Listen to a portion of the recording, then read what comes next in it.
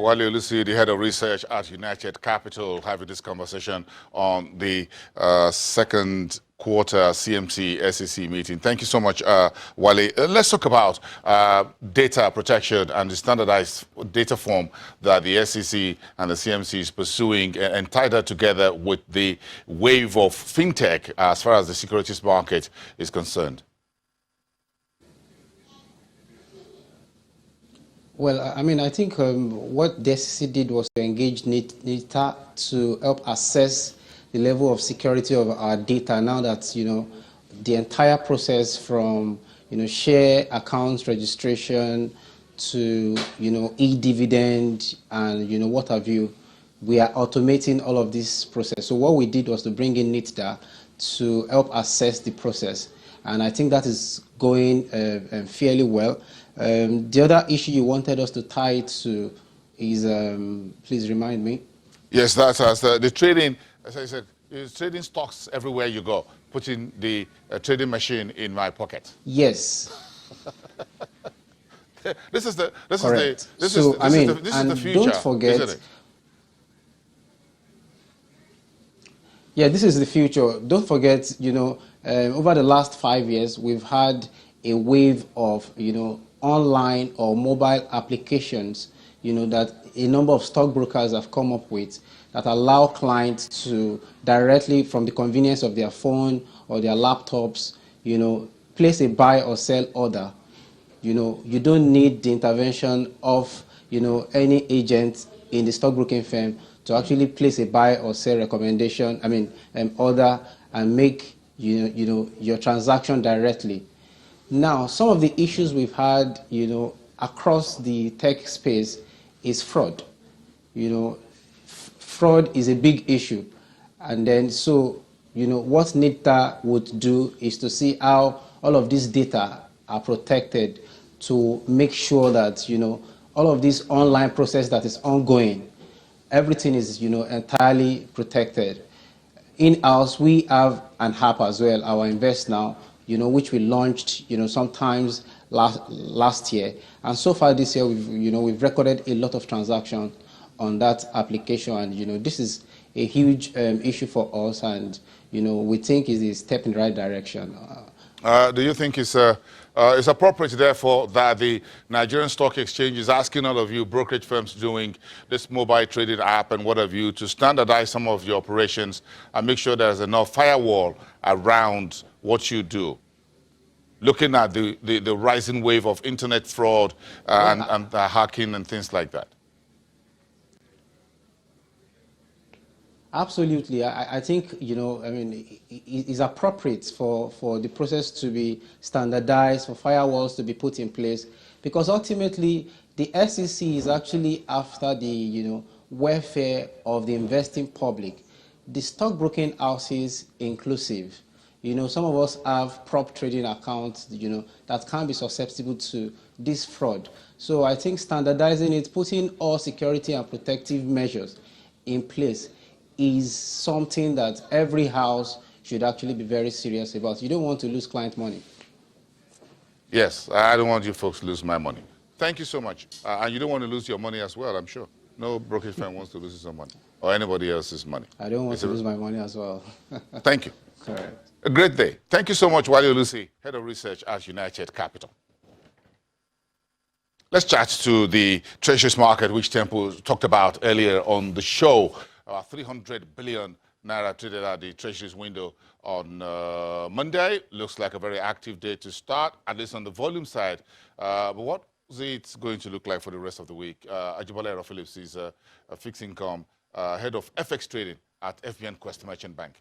Ajibola, I'm more inclined to look at the currency conversation here in the new week of our debt markets. What are you reading here? Morning, Bossing. Good morning. We have a bit of maturity this week, totaling almost 600 billion, 393 for OMO auction, and then another 208 billion thereabout from the PME. We expect that the CBN will probably mop up, you know, the maturity that is coming from the OMO auction by doing another OMO auction. But we expect that yield will go higher slightly because of the fact that, all of the things going on globally. The last 1 year debuted at 12.88 after being below the 12% level for a while. We expect that those yields will go slightly higher. And the bond market has really, really been flat. There's not much that's been happening except around the 2028 maturities. Play has really, really been in the treasury bills market. So the CBN is stuck between between raising rate to try and attract some of those flows that would help provide liquidity to the FX market, or try to keep rates down to support lending, in line with some of the things that they've signed, some of the rhetoric that they've put in the past to transport banks to lend to the real sector of the economy. For the FX market, we continue to see a bit of liquidity squeeze, but CBN has done a good job in trying to provide liquidity in the market by doing the various interventions that they've been doing. Any idea what interventions the regulator is doing this week at the FX window? You have an idea of the size and when the debiting, if has been done?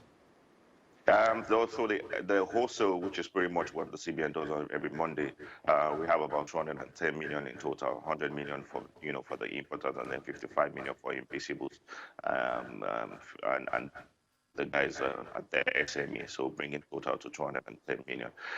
We've not been able to see the actual color on the I&E market, but we suspect that there's been a bit of intervention as some of the FPIs continue to take capital flights based on all of the things that's been happening. So CBN has really been intervening, and we expect that there will be a retail auction again this Friday. The usual 200, usual about 300 million will probably be sold at that window as well. Okay, so where is this Naira appreciation at the I&E window coming from? I'm looking at 362.99. I think we're seeing a bit of flows, nothing major really. And I think that just came because of the fact that market has really, really, really, really been in liquid. But there's still this talk of some FPIs coming, even though I don't think that it's large volume that is coming in. I think major support from that market has really been from CBN. So we've seen a bit of flows, but nothing major really. They still don't. Well, for the FPIs, I don't think this level in terms of the fixed income market is enough for them to compensate at the risk that they take in the Nigerian financial market.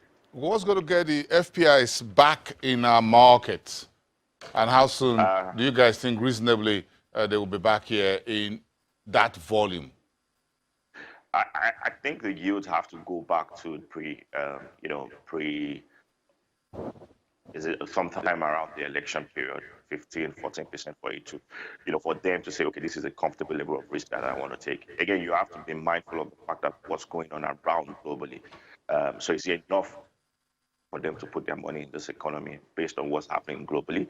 I think we would have to see a return back to 14.5, 15% levels for them to be, for it to be really attractive. Some of them have muted the idea of coming back because we're getting around 13.5 or 12 between 12 and 13.5 levels.